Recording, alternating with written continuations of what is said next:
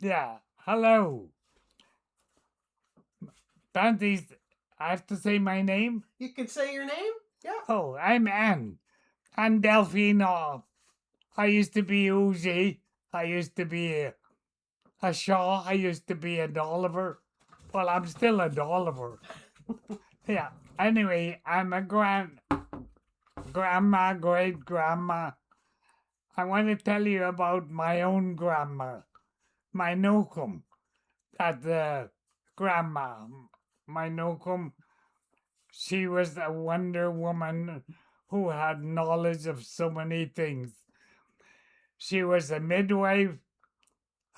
She dried meat and made kakiwak and then pounded up to make pemmican and all kinds of uh, goodies, pemmican and she made what do you call it?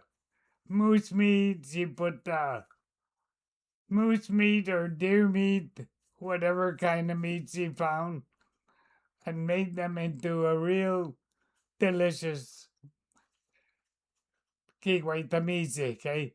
Inihawian asko mio payo no it's inihawian. I say things better sometimes in Cree because that's what I was taught. I'm Cree. Yeah, I have no simak and dansak ngusak and when I kakeo, but I still have my dansak niso no simak mitsit muingagmawak squeeze sak na piece sak and I want to tell you about Nocum. She was a wonder.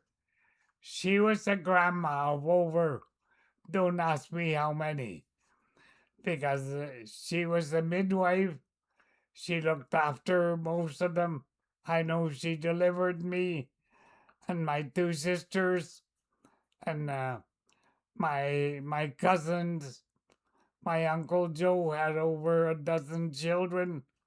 She delivered most of them because we lived out in 20 miles away from the town. No hospitals. Yeah, we she had to do all that. She made some herbal tea, some peppermint tea for the children when they have a trying to stop having a cold or cough. Yeah, and she made an awesome bannock like you wouldn't believe. Ask away with the making when you make outdoor bannock. It's very better tasting and full of flavor. She made jams. She had vegetable garden. She did some awful, wonderful things you wouldn't believe out of just simple things like her soups, boiling bones, and get some of that marrow and give us some of it for the kids to have a treat. For each bone she gives to the kids, she gives us a little stick to go with it. And that's how we eat it. We dip that little stick in the marrow, in the open bone, and put it, and taste it and have a treat. That was one of our yummy treats. And some warm bannock, sometimes outside or inside. But she made awful good food. Yeah, ground meat. Yeah, but I can tell you lots of things she did. She washed the flour sacks to make a little dresses for my auntie and I. Flour, flour sack, sugar sack. Those days there was hardly any paper. We used little thin cloth or little flour sacks. Yeah, just a simple little dress. Matter of fact, even underwear. And they laughed at one of those girls because those days there was Robin Hood or red roses flower. And Robin Hood's got a little shooting an arrow, eh? And they said, and she had one of those in somebody's underwear with that shooting. That was kind of funny. We all laughed when we grew up. But at the time, we were so young, we didn't know the difference. Little bit of paint on our dress or petticoat or underwear. It didn't matter. Yeah. But it was kind of funny, all the things that happened. And those campers, those travelers that used to stop there, that guy would come in, he was a Frenchman, eh? He'd come in the house and say, "Oh, I say, Mulligan," you know, he's hoping all the soup's on the stove, eh? Because it's cold and they're hungry. That's in the winter, eh? But they had a spare, what do you call it? A little spare room for the campers, for other people, because our house was full. She had children. I had, I don't know how many aunts. 5 aunts, 6 aunts, and 3 uncles. And my mom left me there when she went on her holiday or whatever, her trip. And so I was raised by my Nocum, my grandma. She was a Wonder Woman. She taught me lots of things. I didn't learn everything, but I learned some things.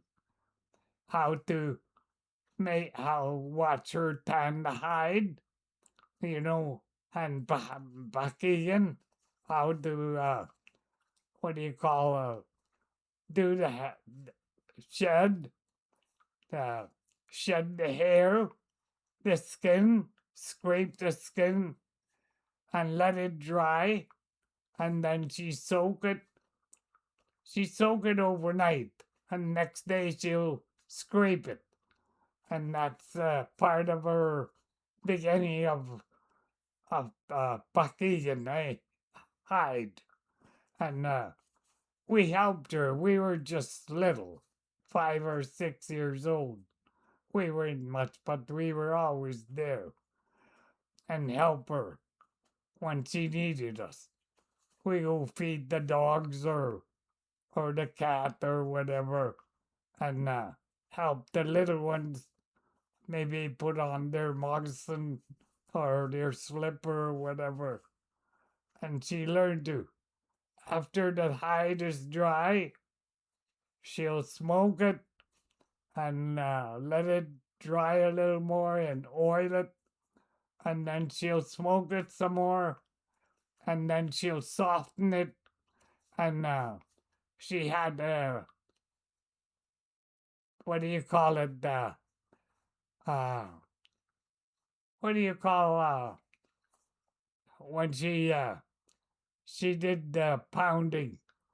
Uh, the tanner.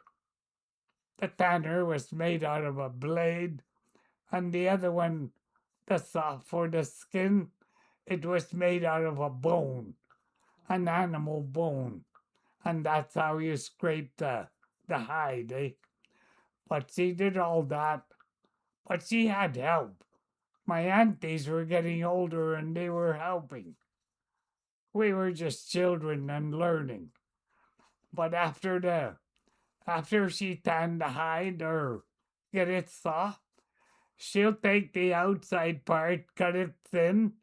It becomes a real nice string, and that she used that to tie the hide on the frame for scraping, and for whatever she was making it soft. But that was yeah, we were there all the time. We had no place to go. Yeah, but we had a little dog we looked after. We fed him some leftover skin from the hide, whatever. And I learned how Nocum softened the hide. After she did the skinning and the tanning, and getting semi-dry, and take the skin off on the outside for a string or a rope. Then she'll soak it overnight in the tub, eh? And soak it overnight, make it soft, and next day she'll rub it and scrape it with a piece of bone or something, eh? And sometimes some rocks. I'm losing my voice. Okay. Good for now. Yeah, that's good. Okay. Yeah. Say goodbye. Bah, yeah, that's it. No, say goodbye. I'm losing my voice.